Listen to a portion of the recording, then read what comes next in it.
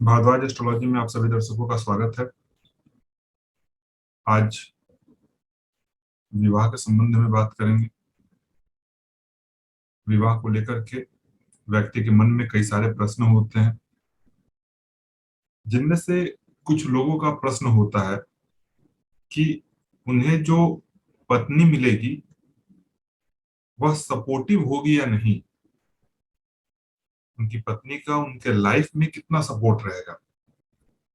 तो आज का यह वीडियो इसी विषय पर है, जो आपको यह बताएगा कि किसी भी कुंडली को देख करके आप यह कैसे पता कर सकते हैं कि आपके साथ, आपके परिवार के साथ आपकी पत्नी का कितना सहयोग रहेगा।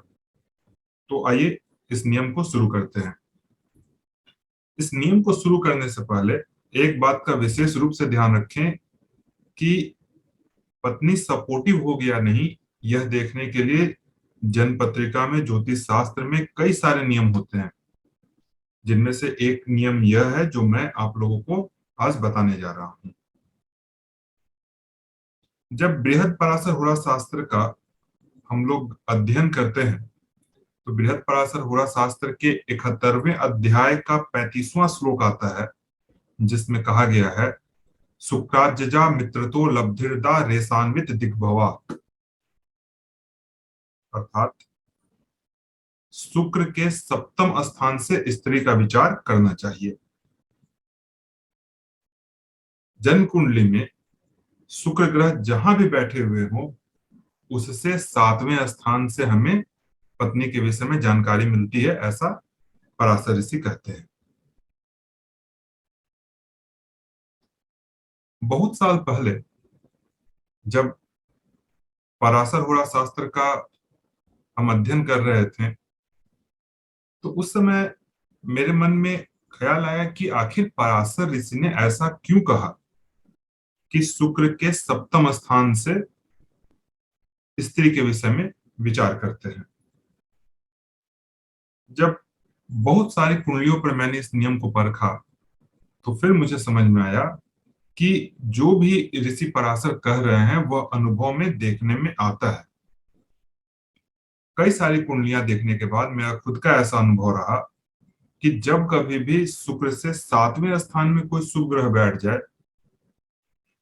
यहाँ पर सबसे ज्यादा शुभ ग्रह के अंतर्गत हम लोग देवगुरु बृहस्पति को लेते हैं, उसके बाद पाप रहित बुध को लेते हैं, और अंत में पक्ष बली चंद्रमा को लेते हैं।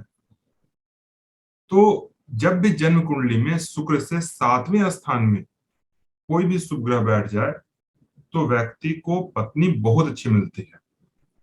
जातक का जिस भी स्त्री से विवाह होता है, वह स्त्री उस व्यक्ति को समझने वाली होती है, उस व्यक्ति के परिवार को समझने वाली होती है, परिवार का देखभाल करने वाली होती है। हजारों कुंडलियां देखने के उपरांत मुझे जो इस नियम के संबंध में अनुभव मिला, वो मैं अब आप लोगों के साथ शेयर कर रहा हूं। यह नियम विशेष तौर पर उस समय बहुत ज्यादा प्रभावी होगा जब शुक्र से सप्तम स्थान में शुभ ग्रह की राशि हो और वहां पर कोई उच्च का ग्रह बैठा हुआ हो।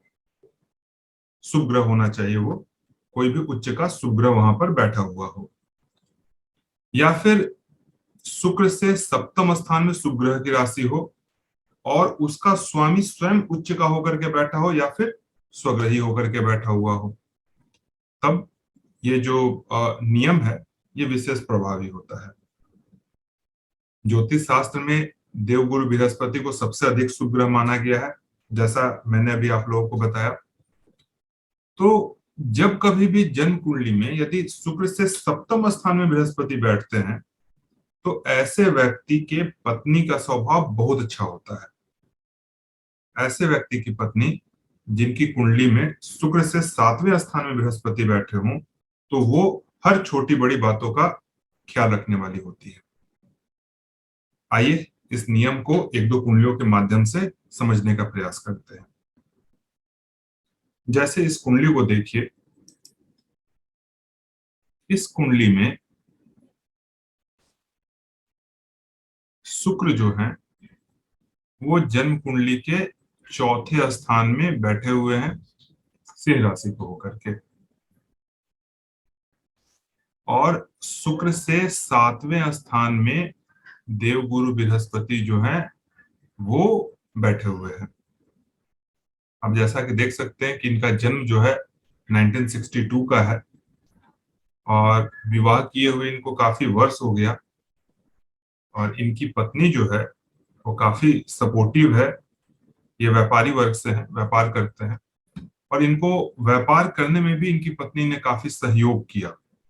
जब इनका विवाह हुआ था तब इनके छोटे भाई बहन थे, उन सबको इनकी पत्नी ने पाला पोसा, अच्छे से विवाह वगैरह किया, काफी अपनी जो जिम्मेदारियां थी उन्होंने इसका निर्वाह किया। तो आप देख सकते हैं कि शुक्र से जब कभी भी 7वें स्थान में बृहस्पति बैठते हैं तो पत्नी का स्वभाव बहुत अच्छा बनाते हैं।